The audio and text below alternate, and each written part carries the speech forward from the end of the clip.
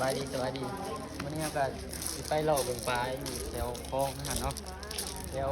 ทางคลองต้นทุเรียนแหละนี่กับคืออีกรอบสองอีพีสองเนาะไปเลตโก้มันกระถ่ายออกมาว่าไปไปก่อนตอนนี้นะไปไว้ในมือกล้องนะไปตรงไหนแล้วมันมีคนเบิกอีพีสองมาอีกเนี่ยกูบ่ทันได้ตัดไปตรงไหนแล้วไปเนี่ยก็บักขี้โม่ใหญ่บักสมเด็จวันละครับ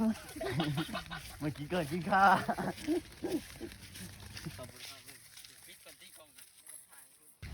เอาทีมงานเซียนหลังมาลายยาอยากกับนี้แล้วเนาะ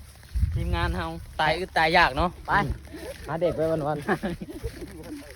เอ็ดเบียกกินซื้อ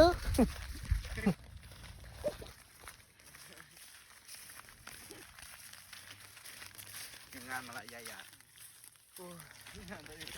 ไปมีตัวเปล่าดูสิลอยลงไปเลยโอ้มันแรงตาลอยออกกินเบิดจูบดักมันขึ้นมาน้ำไปไหมลงไหมบักสำเร็จวันละคำหัวขี้วันเลยโอ้ยมีบ่ใบไม้ตีเป็นโลใส่ปลาวะ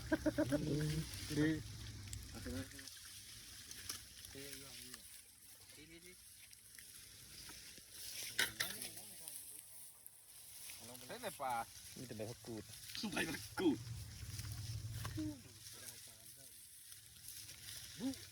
ปลาเป็นโลกูเห็นปลาโตกตาเฮ้ยงานสด เพื่อนกูมีจิกโตตัวนี้มี